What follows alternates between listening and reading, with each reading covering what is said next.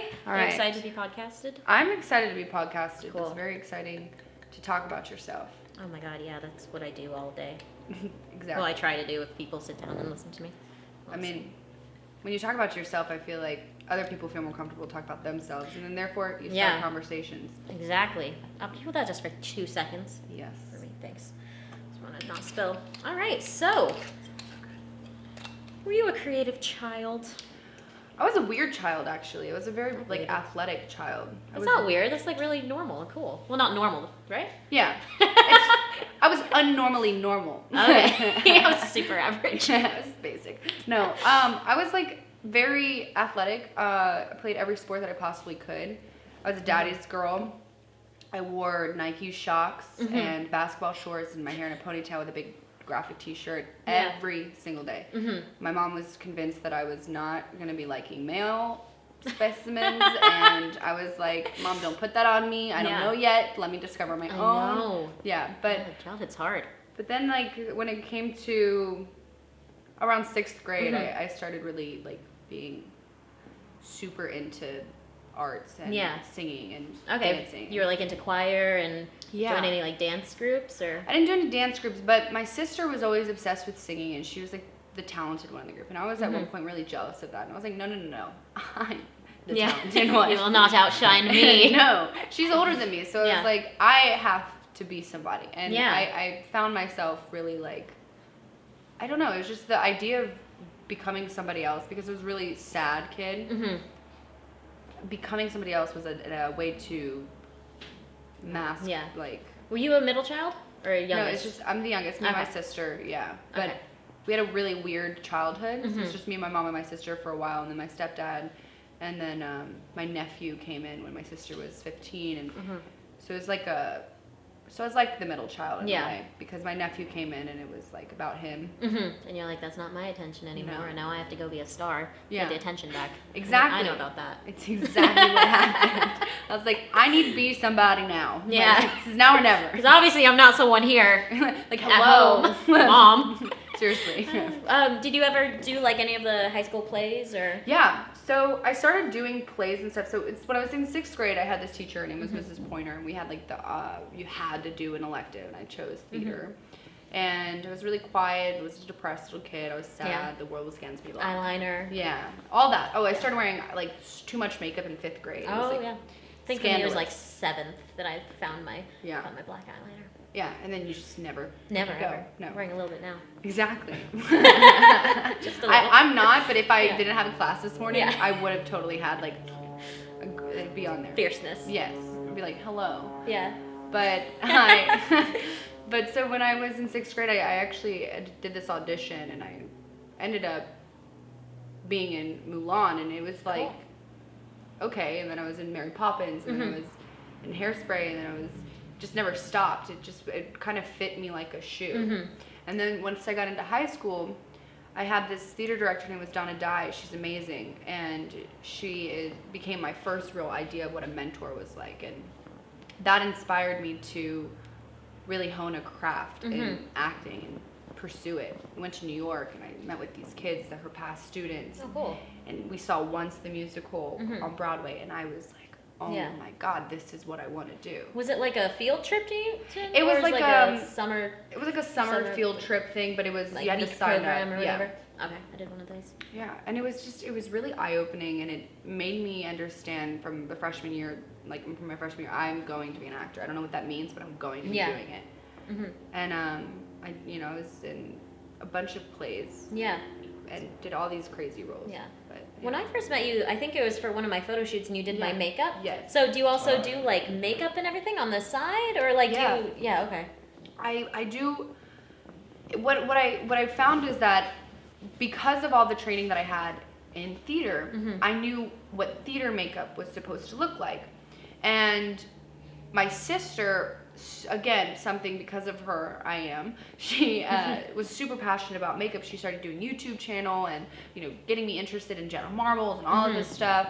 And then when I was in high school, I just was like, I want to learn how to do makeup better. And I would watch YouTube videos and watch them and watch them and watch them. And eventually got really passionate about that too.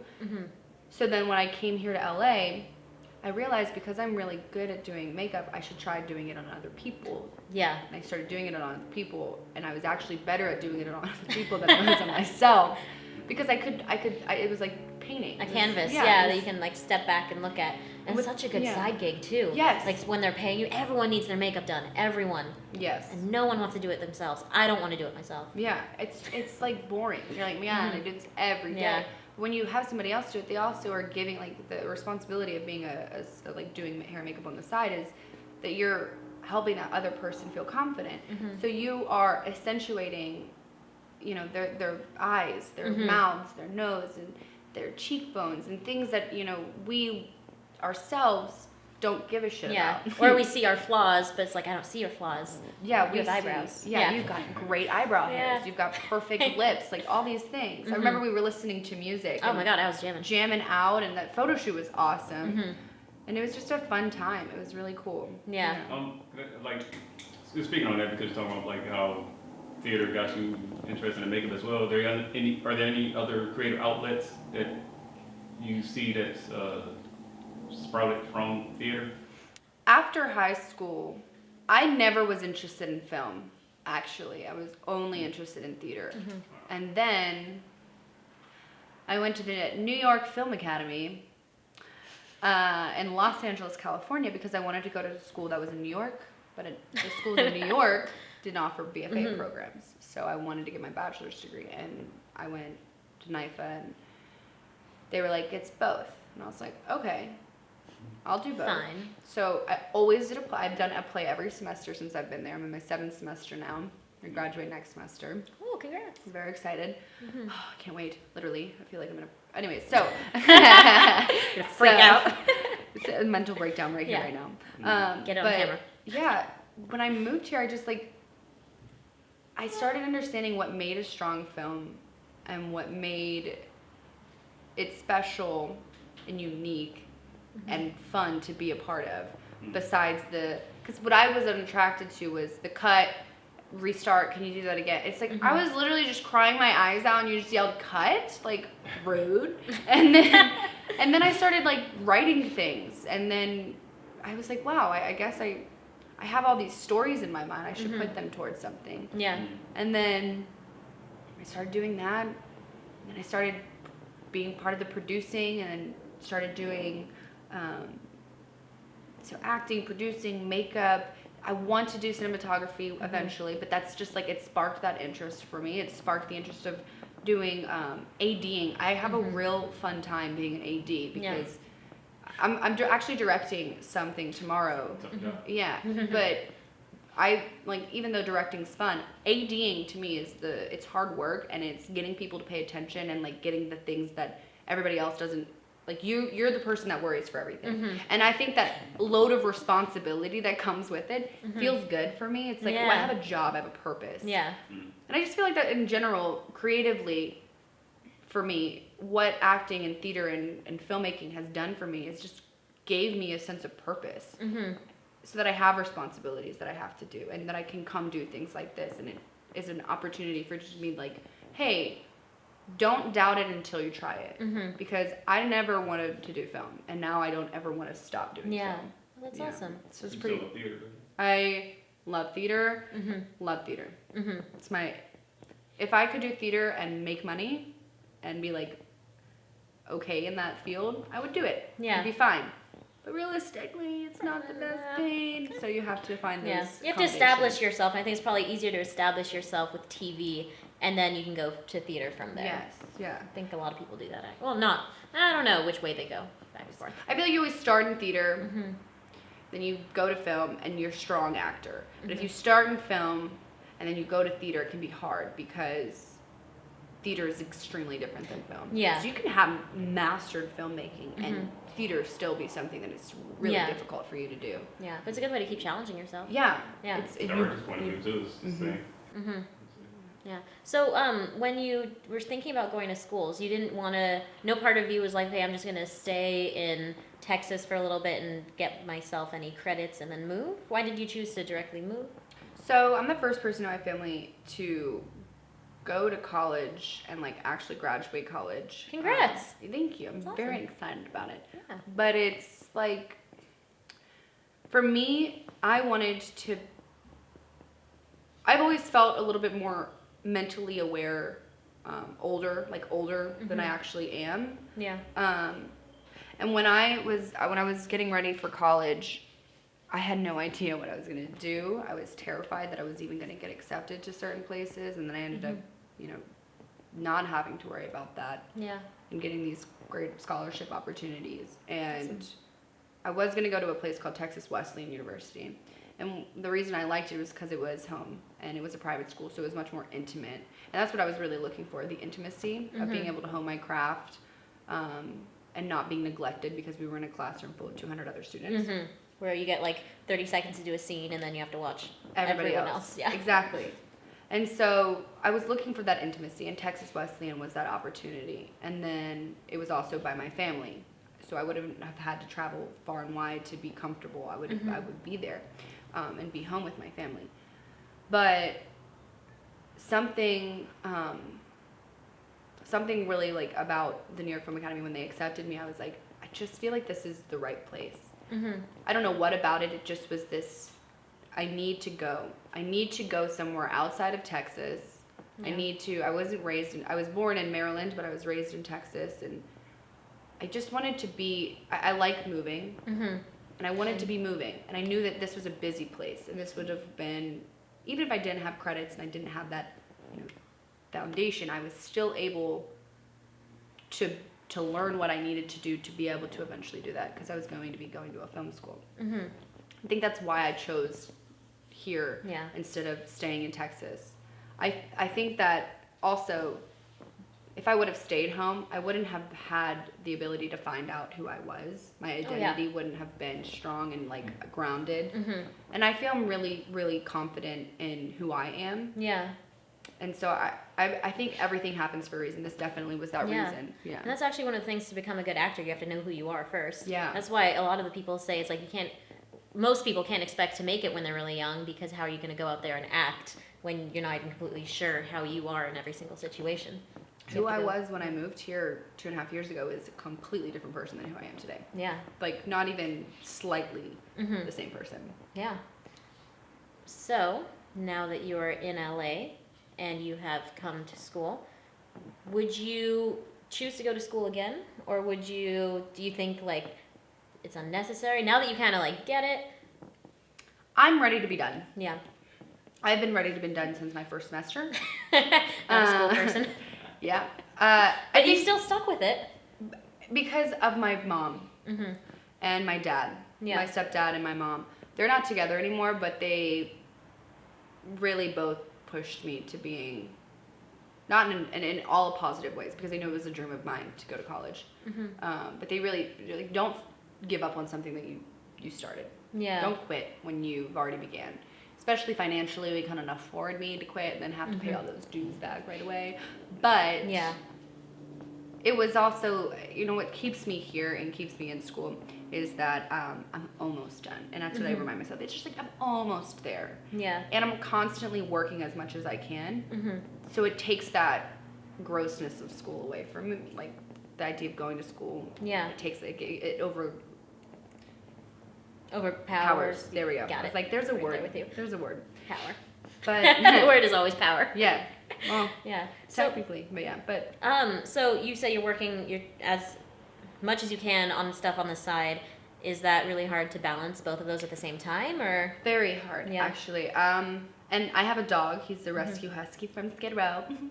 He's a sweetheart. He's also my ESA, but he, in school and my career, don't balance well with each other. Yeah. So I have just got out of class. I have to go rush home, let my dog out, then come, do this, which is awesome, and I'm really excited to be here. But You don't sound like it. No, I'm so mad. Gotta get out there and talk to people. I hate talking to people. I hate it. It's the worst. No. No, I'm really happy Yeah. because this is cool. This is new for me. This is something I haven't done before. But besides this, like acting and trying to be like, I have class. I can't film. I have class. And then me going, Alex, class. Yeah. Go film.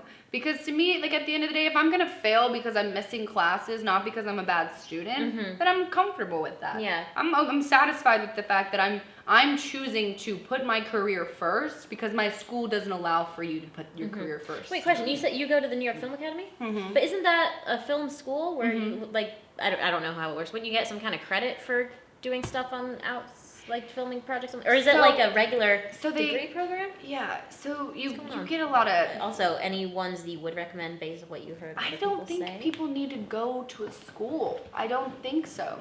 I think you just gotta learn from your peers. And if you want to do it, you're gonna find the people. And it takes passion. So like if you're not passionate about it, stop.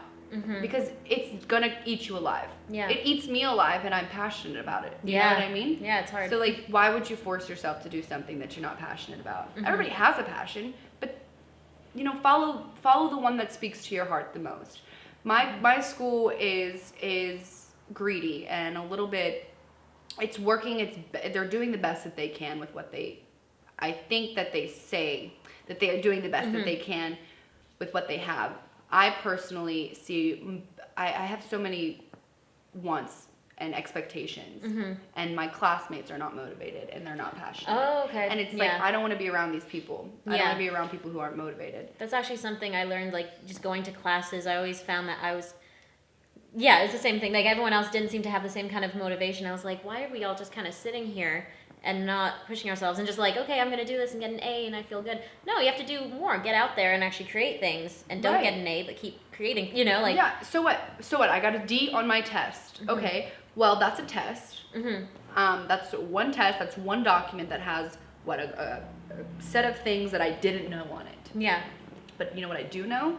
I know how to get a location. I know how to, get permits and insurance. I know how to book actors. I know how to memorize my lines. I learned it from school, but really I learned it from the people in the filmmaking department at my school, not from my teachers, from peers of mine. So the filmmaking aspect is great. The acting aspect, I feel like has so much work that they need to do because they're not preparing you. I feel like I'm getting thrown a scene that everybody in the whole entire school has done once upon a time. Yeah. And that to me is not exciting. Why aren't we doing original stuff? Why aren't the filmmakers and the directing students and the writers in the other departments sending stuff over for us to work on? That is awesome. That would be such a cool idea. Make all the departments work together. Like cohesiveness, which means that everybody's getting an opportunity to work.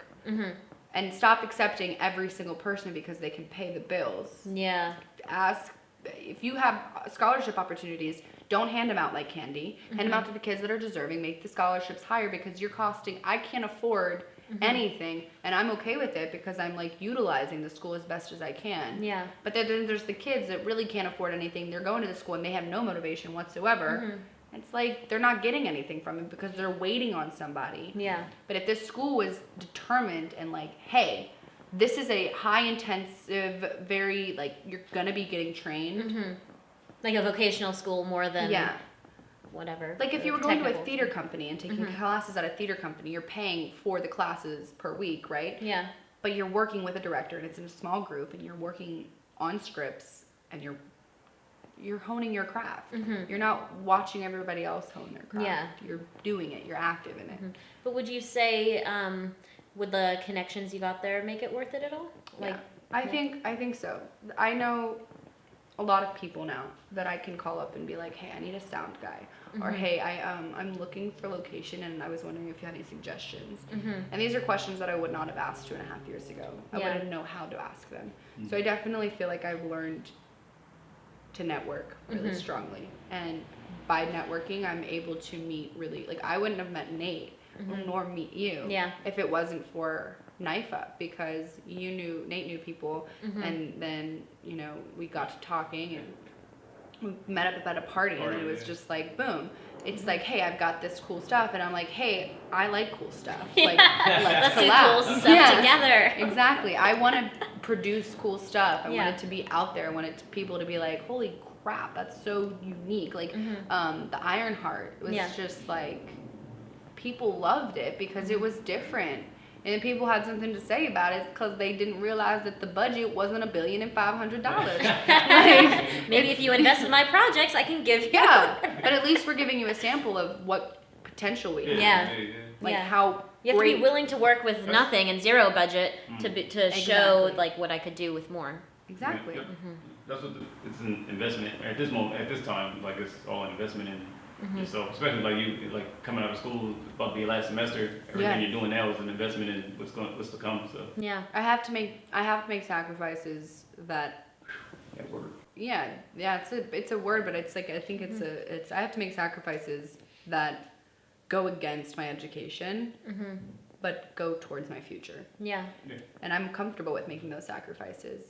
And like, When you're out of school, do you have any ideas for your first plans? Because I know some people, like, when they lose the structure of school, so I don't think that would be you, but, you know, they lose the structure of school, I don't know what to and do. they're like, I'm Yeah. gonna float, you know, and hopefully something will come my way. Do you have any kind of idea how you're gonna? yeah, I want to do an internship. I want to get my name out as What many. kind of internships are? I want to do anything that is anything. I don't care. I just want to be working in the industry. I want to be, if I'm filing things and paperwork, but I'm in the same office, I'm happy, I'm satisfied, because I can still do stuff outside of my work that is going towards my craft, you know.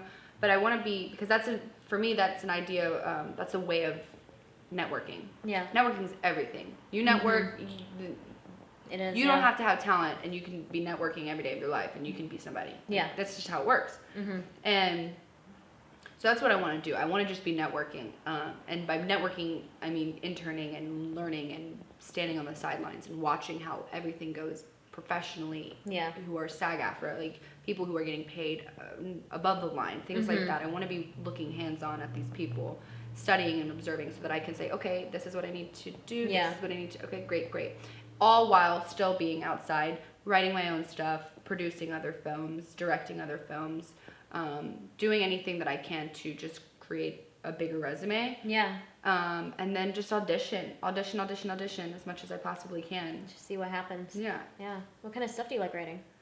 I really like melodramatic. No, I like a super drama, crybaby crap. So my thesis, It's some crybaby crap. it's some crybaby crap. It's a personal story that I've turned into something that it's like my mom and I just got off the phone with her and we were talking about it, and I was reading it, just the first time she's heard it. And there's like a sex molestation scene in it.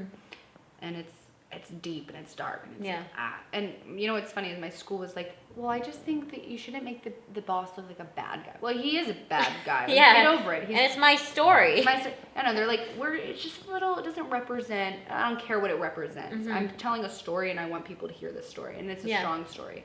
And that's what I want. I want to create impactful, uncomfortable, just uncensored, real pieces. Whatever that means. Yeah. It could be comedy, it could be dramatic, it could be melodramatic, it could be fantasy.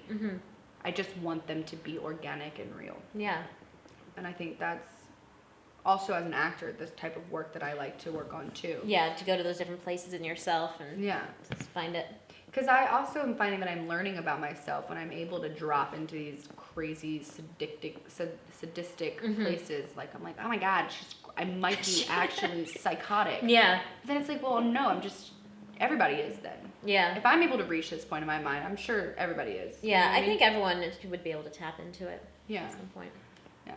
But so that's where I like to write. It's just organically present stuff. Yeah. Yeah. Cool. Yeah. Do you So write I'm trying to think. anything? Yeah, well, not recently as much. I used to write like novels when I was a kid. That's awesome. Yeah, and then I did a few little like short film ideas. I want to say like last year, but I haven't written anything recently. Well, whatever ideas you have, go back to them and look at them again. Yeah. Take them in and see what you can do to make them happen. Yeah. Because that's what I put something away and then I'll be like, I don't even remember writing this. Yeah. But I love it. I wanna own I'm it. so good. I'm a star. Yeah. I was Oh, thinking, yeah. because you always have to be like updating your reel. Mhm. I was thinking about writing little like scenes for like the characters I know I can portray and just kind of filming those and making my own Definitely. reel. So. That's a super smart way of doing it. That's a super awesome way on building your reel. Doesn't mean that you have to have stuff that you have worked in. You just have to, like what she's saying, create something, film it, and put it in your reel, and it showcases you. Showcase yourself. Yeah. That's a smart way. Like, what am I good at? Look at it, world. Yeah. 'Cause I'm gonna make it. They're not gonna. Nobody's gonna look at you and be like, "That's not something that's published." Yeah. Nor She didn't book that. Yeah. She'd be like, no. She was like, all right, I don't have any other way to create a reel right now because I'm not actively like searching to be booked. So here, let me see what I can do with my own work. People like it, they like it. And if they don't respond well, then I will scrap it later. Yeah. You know. And And also, what I heard is your reel should always. It should be what they are going to hire you for next. Yeah. Not necessarily just random things you've been in the past. So it's like, hey, I'm really good at being a misunderstood teen. So I'm going to put a clip or two of that. And it's like, oh, and they're going to see it. I'm like, oh, I need that. yeah, I'm that's gonna exactly what I'm looking for. Yeah. Yeah. And that's another smart way of doing short stuff. You don't have to go through a bunch of footage. Yeah. You just know what you need and you apply it and then you alter it and you send it out and then boom, you're good. You get called back. Oh, okay, yeah, sure. Sounds good to me. I'll go to a callback. So you don't have an agent yet? Nope, I don't have an agent nor manager. I myself am an agent manager. Good. But it's because I just don't have I don't have time. That's true, for like the midday auditions and all that stuff. But the second I graduate, Yeah. I'm gonna be on that. Yeah. I'm not gonna hesitate. I'm going and I'm finding one immediately. Good. Yeah. Because then that's the next step. That's the next chapter. That's the what ifs come from there. Right now I'm just like, what if I just graduate? Like, what if I just actually push through these next few months? Yeah. Because I graduate in September. That's so close, right? Yeah. I was gonna say it, and I was like, wait, is it? I don't It's even far know. and By the time close. this airs, it'll be so Yeah, Yeah. it's so close. It's like it was a month ago. Yeah. I graduate in the past. Yesterday. No, yeah. But What's one of the best lessons learned in your experience there, even if it wasn't in school, or maybe on doing one of your side projects? It was like, are there any lessons great lessons that you might learn? So would you like more wine or? yeah. Yeah. Let's go. I think I'll give you a few different lessons as different things that I've done. As a student, we're all students of life. You'll never stop learning. So don't ever think that you know everything, because you just don't. That's just pride. You just don't know everything. And even if you know something and you're like, I know, just be open, because that person may be saying something that is useful and that you didn't actually know. I also, I think that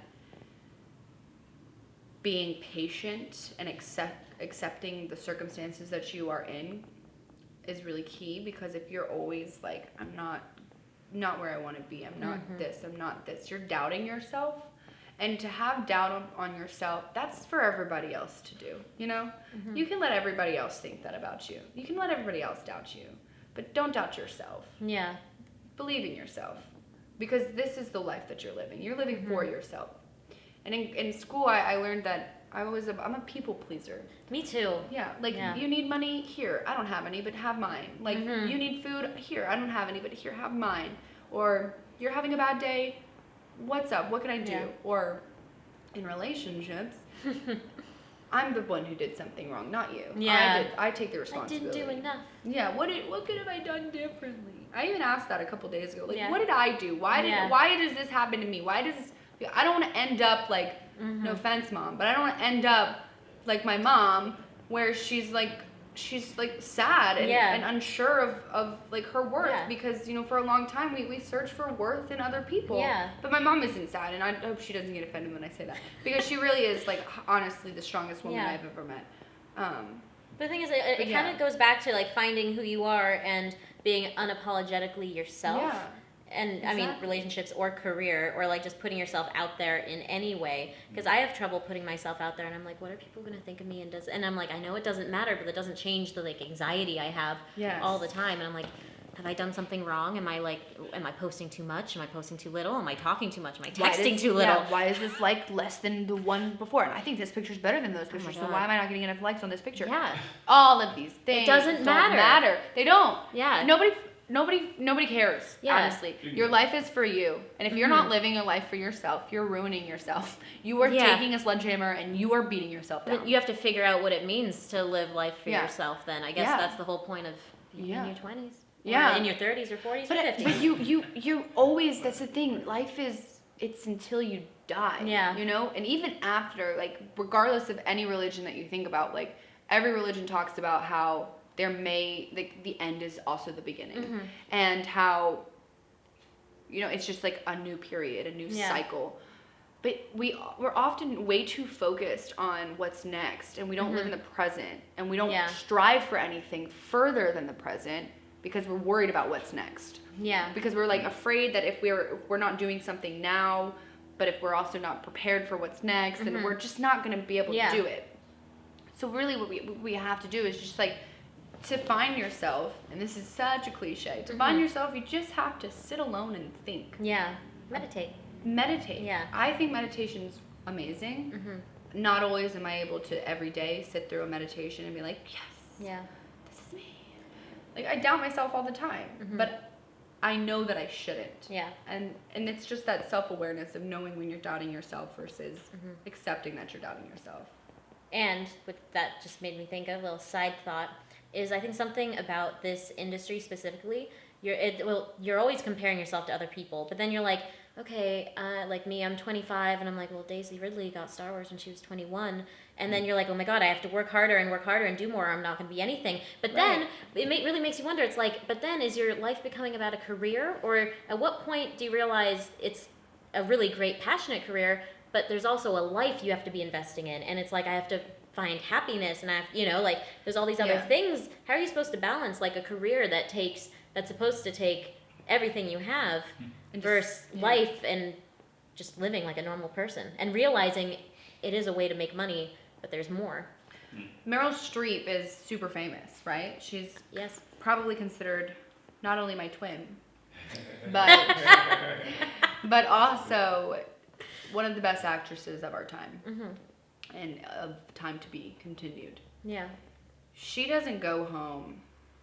I don't know what she does when she goes home, but she probably doesn't go home and sit down and self-dwell.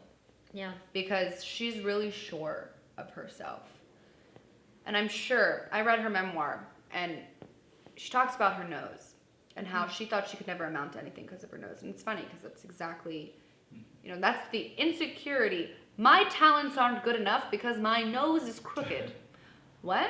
Like, that doesn't make sense. Yeah. You're telling me that your facial feature just overthrows everything amazing about your talents? Yeah. But that's what we think about ourselves. We go, when she was in her memoir, she's like, my nose, I always thought I wasn't going to amount to anything. I thought that, it was going to hold me back, or I wasn't pretty enough, I wasn't whatever. And then she ends up going to Yale and becoming a star and having to tell Yale that she actually has to pay attention to her studies because they just wanted her for the plays because she was so talented. And then her husband, and then she starts working, and she's this phenomenal actress from here to there. But she had years and years of just, I don't know who I am. Yeah. And am I enough? Even though she was the star of these shows, even though everybody looked at her and was like, what a uniquely beautiful person. Yeah.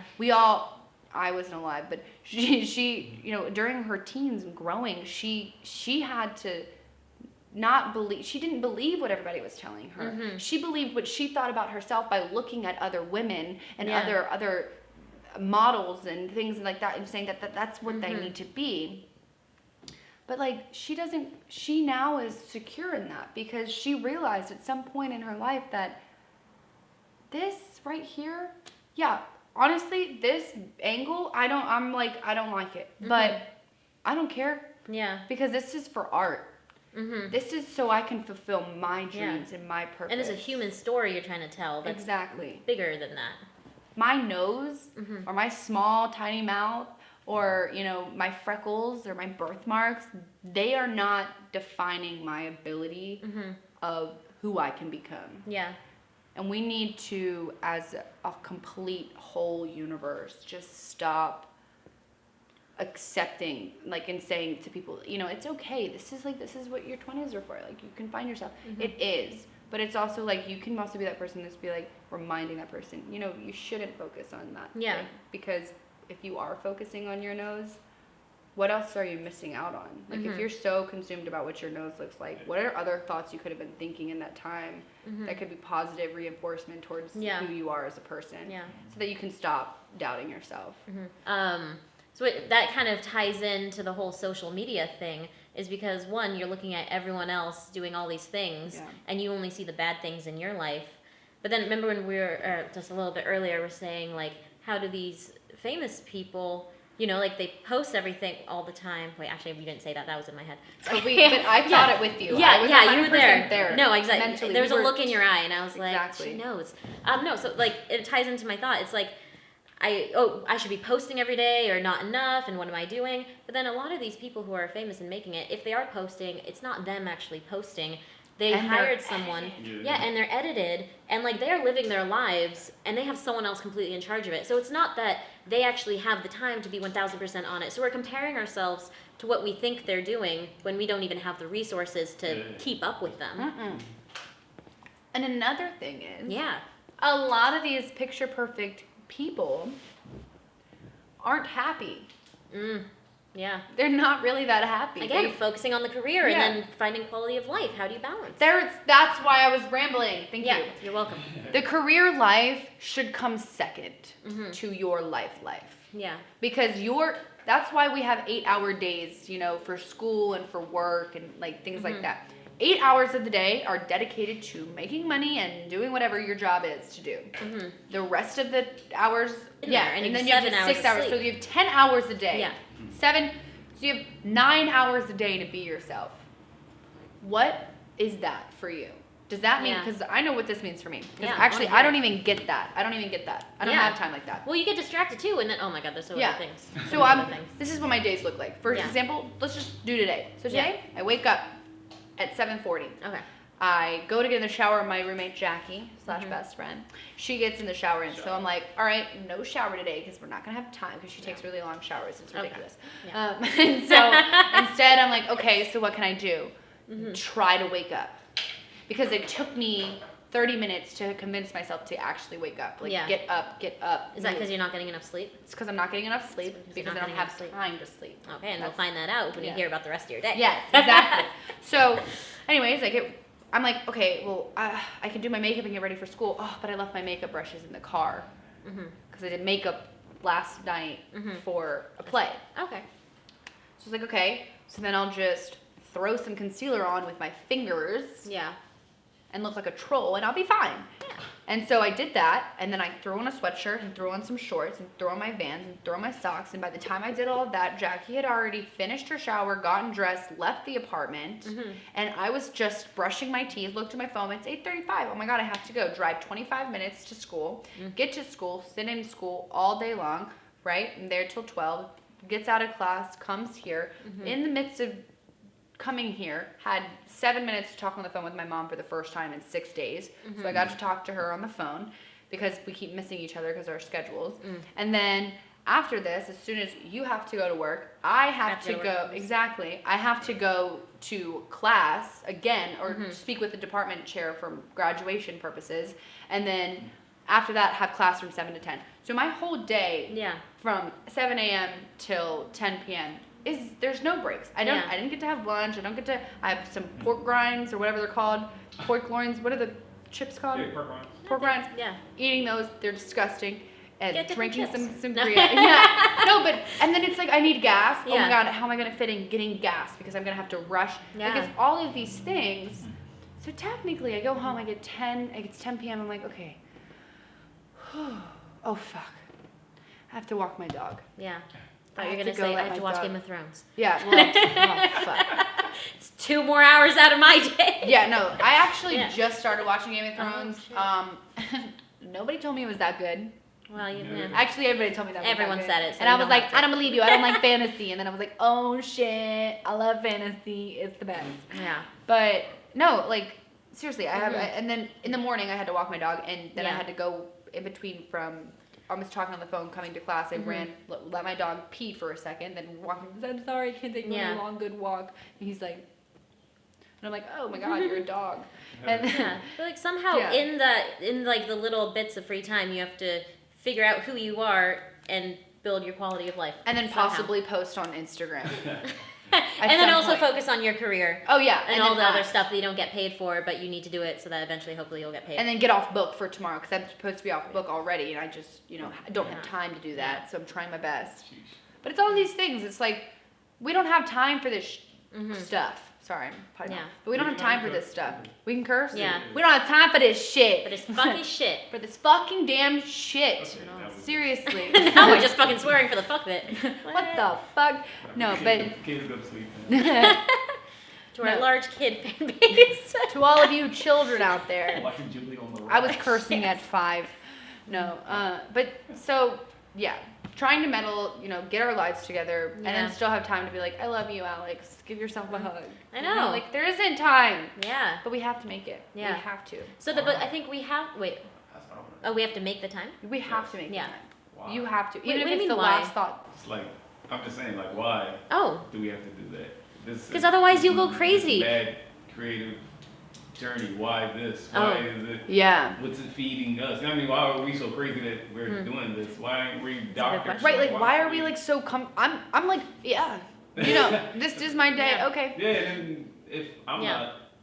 The only reason why I'm talking about it now is because we're talking about it. But if I don't talk about it, then I don't talk about it. My day is the day that it is. It's the same thing. But for somebody watching this, they're probably like, damn, that's a lot of stuff to do. Yeah. And then that person's probably sitting there thinking like, well, I'm not doing enough with my life. Yeah. But you are. You're doing enough. Everything you do is enough. And It's you're good. enough. I'm glad I touched on that. Comparing yourself to people that already, you can't. You cannot. Because they That's spent so their more. entire a decade or so working this hard or harder, and now they're reaping the benefits of it. They did. Exactly. And they know somebody. Yeah, that's true. Their path Because ain't they yours. network. Yeah. Their path ain't yours. Yeah. But then actually also, because you were saying why this passion. Yeah. I was going to say, we're not the only ones. I feel like every other industry has it too. I think it's just kind of work culture right now. Like if you're in, medical school, if you're trying to do any other thing, Business. working Business as is hard. the hardest. It's the Yeah. most seeked after, and it's the hardest one to get anything in. I mean, Yeah. these positions fill immediately. We're like making ourselves into a business. Yeah. Essentially. Entrepreneurs. Yeah. I have a friend, Mike, the musician, and he just, what's it called? Is it LC? Is that the business thing? LLC? I don't know, whatever. He turned himself into a corporation. Yeah, so he gets complete credit on his new business identity. All his money he makes from drumming goes into his business account, and he only pays for stuff from it now. It's awesome. It's crazy. That's smart. And I want to do that too. That's really smart. But I need smart. to start making money. So here's the thing about money, because we haven't talked about that, and I think we should, because as artists, that's really big where thing. it struggles. Yeah. Having money is having security in LA. In LA. Because if you don't have money, which realistically, my mom put $40, I went $40 over throughout the night last night and didn't even know, because I had bills that come out automatically. Yeah. She's like, I just letting you know, I covered the $40 I went missing. I was like, thank you so much. That's sweet. I didn't even know, because somebody hacked my information and broke into my account, and I had all my money stolen from me, so I still don't have access to my account even 3 months later. It's still this thing. Sorry to hear that. Yeah, me too. Sounds But inconvenient. nobody can steal my identity. Yeah. Except Meryl. Except for Meryl. Meryl stole it. She shat on it. She's the queen of the world. And I'll never amount to anything. Tears. But money. But money. But yeah. I don't have people are like, hey, can you do makeup on set? Mm-hmm. You're not going to be getting paid, but you will be getting credit and food. Yeah. And that's where you have to be like, okay, first of all, how much of the makeup will I be doing? Mm-hmm. See, if it's something that you're doing makeup on and you're not doing a lot of makeup and you rely on having money from these makeup gigs, then don't do it, right? But if you are going to be doing a lot of scenes and you can get stills and you can apply that to your Instagram, which then you can network that out into people and be like, yeah, see, this is what I've done. This is the credits that I have. Maintaining connection with these people. Yes. People who will pay you later, but it's a small project right now. Exactly. Yeah. So, being an artist, and I was using makeup as an example because that's part of like everything that I'm doing once a week is probably makeup on something. Mm-hmm. So, I have this. I lost my train of thought. Okay, Yeah. so makeup. So, actors, money, having it. It's like you just don't. Not here in LA. You're always going to be having to work until one day you make it or break it. You know what I mean? Because, I mean, just for example, the woman from Jane the Virgin just now was able to pay off of her student loans. Really? Yeah. I mean, she's a star of a show. Yeah, Gina And Rodriguez? Gina Rodriguez. She just now was able to pay off her student loans. That's crazy. Like, that's a lot of money. That's a lot of Especially money. because she's probably making a lot of money from that show. She's making millions of Yeah. dollars. And she just now is able to pay off. Yeah. And it wasn't because she was like, well, I have all these millions of dollars, let me go blow it on everything. It's because she had responsibilities. Yeah. She had to go pay for her bills and pay Mm-hmm. for her car and pay for her clothes and transportation and all of these things. And ever since our new guy in office came in, we had tax cuts, so we don't get exempt on certain things anymore as Yeah. actors, which makes it even more difficult for us learned to have. that this last tax season. Yeah, I mean, like, all this stuff.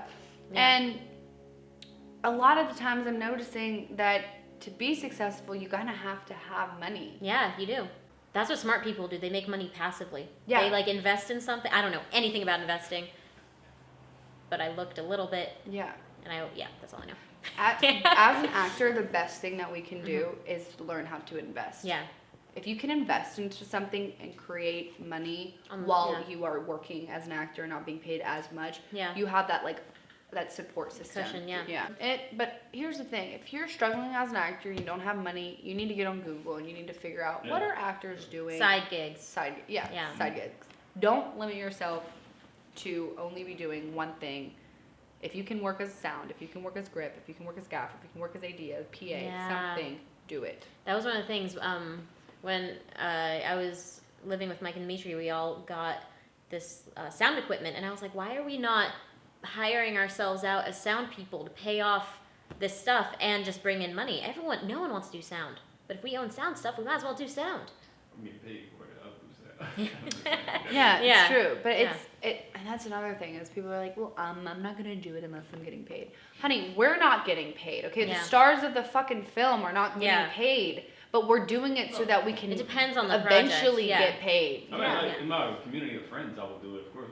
Yeah. I've done sound on someone's project at your school. And Yeah. It's all meant to someone else. You know Yeah. what I mean? Yeah. Met But that's more the people thing. just It's going like and- if you're not being paid, the opportunities for your future are theirs. You know what Yeah. I mean? Like, don't be greedy You now have just to because you're used weigh to it something. out. Yeah. This business is way too inconsistent for you to be like, I need to be paid on every single Yeah. project. Sometimes you have to bite the bullet and be like, yeah, I won't get paid because I believe in your story. Yeah, exactly. Yeah. Or I believe in like where you're gonna go. Yeah. Take me with you. Yeah, take me, Yeah. just grab, I'm Yeah. gonna hold on. Oh, but my quick thought.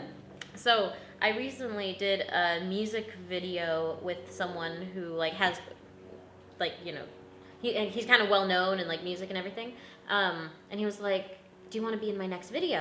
I was like, "Yeah, sure." And then we were talking details. He's like, "Okay, so it's gonna be about 4 or 5 days. We're gonna go out to Arizona, blah blah blah, and then I'll get you a bus ticket back." And I'm like, "But you're not paying me, and I have to make rent. And I know you have some money." You know, I mean, obviously that's not a big deal. It's like I would do it if it was closer, but it's like we're talking about me going there. Transporting. Yeah, and he's like, "Oh yeah, but you know, what's it called? Engagement. You know, like for your, you know, like exposure. Yeah. I'm like, exposure won't pay my rent, especially because I also have like another family trip that month, and I was like, I can't just take 3 weeks out of the month to go do stuff and not make any money.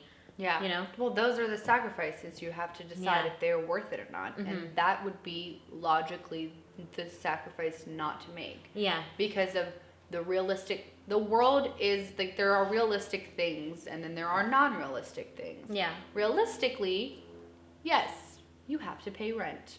And you have to go to work to get money to pay for rent. Why? Because we're not billionaires and we're not famous and we're not Meryl Streep yet. Not yet. Not yet. Exactly. Yeah. But One day. we've got the unrealistic world that makes it sound amazing. And oh my God, it's just a couple of days. We're in Arizona. Yeah. I got you on the bus ticket. Don't even worry about it. Like, I know it's probably gonna be everything is some covered. Greyhound shitty Yeah, ass. exactly. But like, bus. it's things like It's like, just kidding. Sorry, fuck that Greyhound. music video. But like, there's the unrealistic, exciting things, and then there's the realistic. things. Yeah. And sometimes the realistic things outweigh the unrealistic things. And you just have to know if your gut is telling you, nope, I can't do it, then no, you can't do it. You just have Follow to your know. gut. Number one, learn how to trust your gut and the signals it gives you. Well, women, especially because we were born with intuition, and women intuition, it's actually men's when intuition comes a lot less frequent, but when they have intuition, theirs is pretty spot on as well. But women intuition, that feeling in your gut when it's like right here, so between your rib cages, and it's like in the chakra. I don't know which one, but it's a chakra. And you're like, I know. I just know. Then you know. Follow your gut. Damn it, I should have listened. Sorry. I was just thinking about an intuition time. Yeah. Like, damn it.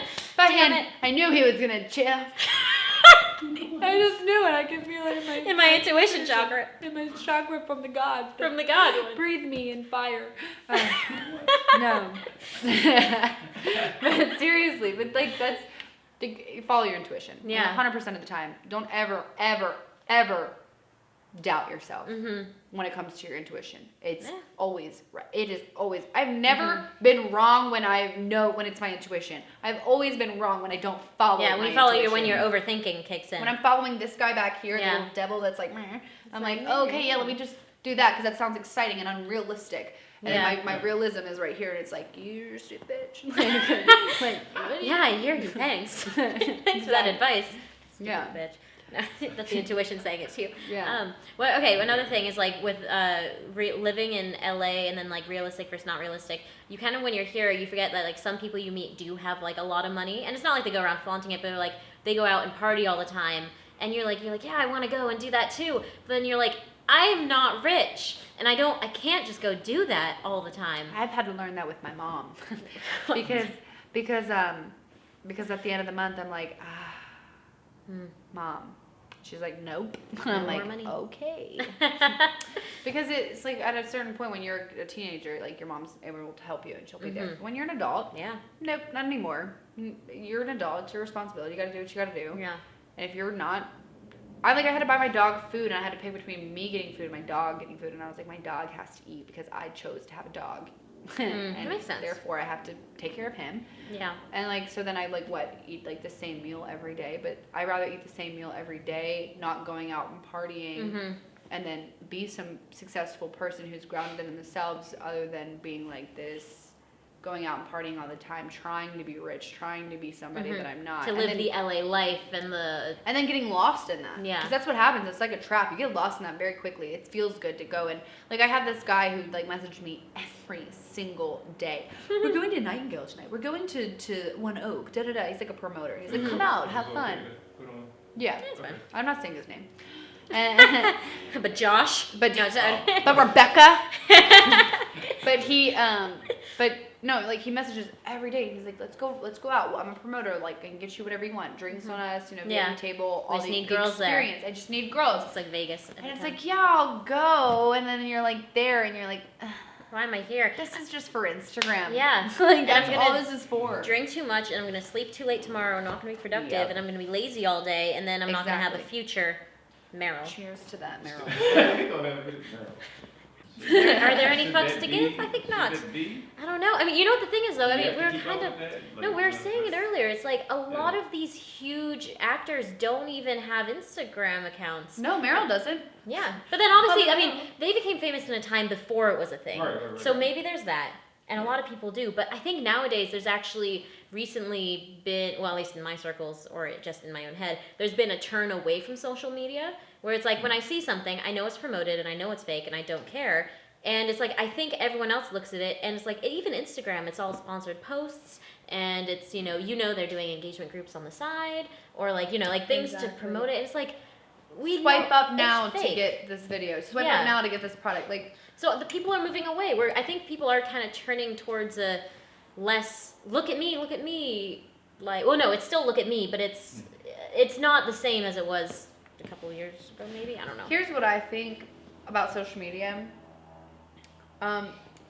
My perception of myself has been distorted because of it, and I think that I don't value myself as much as I could if I never would have ever gotten an Instagram or Facebook or Twitter. I have it all, and I still post on it, and I still delete pictures or archive them because I don't want anybody to see them after I post them, but maybe they'll come back in a few years when I'm like, oh, I'm famous now, I can post anything. Yeah. Like, that's the wrong mentality to have, you know? Like, I just want to...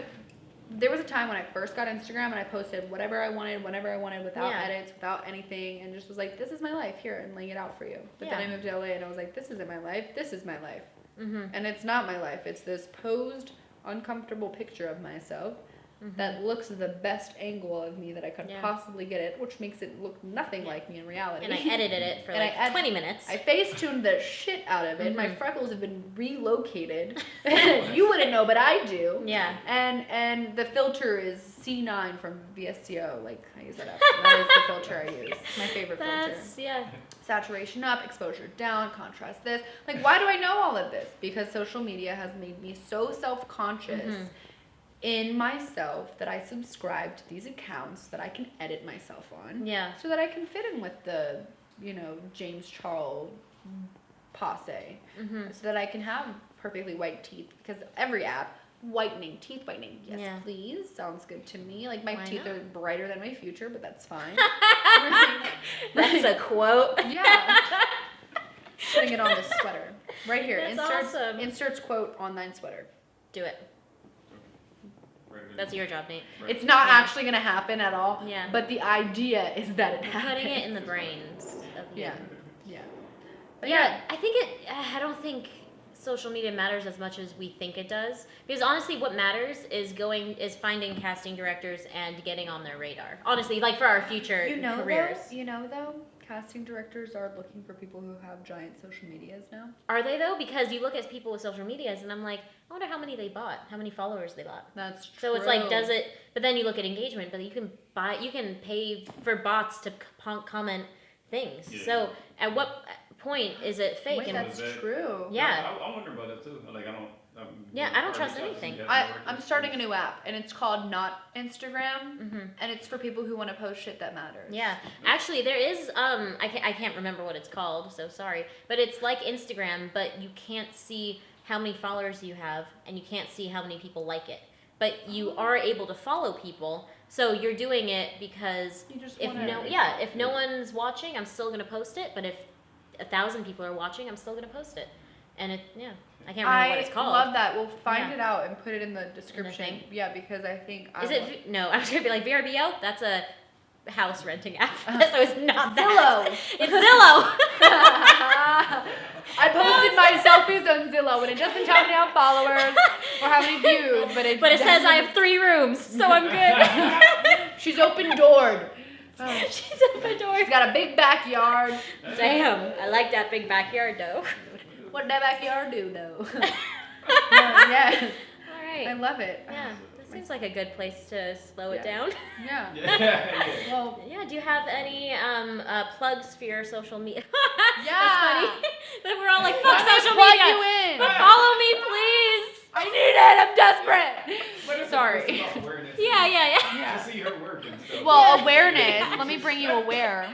After we just talked Aware me this. So my Instagram is alexandria.bond, ALEXANDRIA.BOND.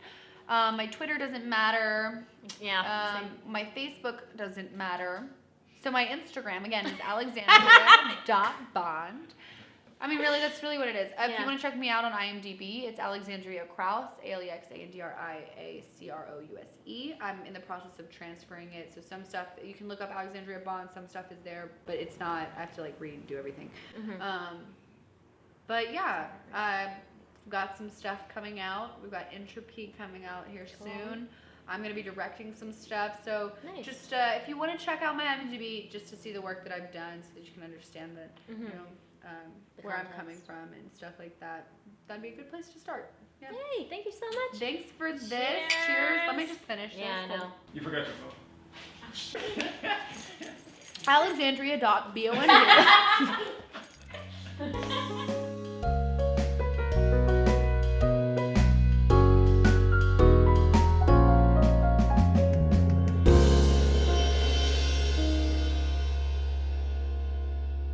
I'm going back to school anyways. So. Yeah, might as well get drunk. Yeah. All right, and where we lock up. All right. Oh, have to leave?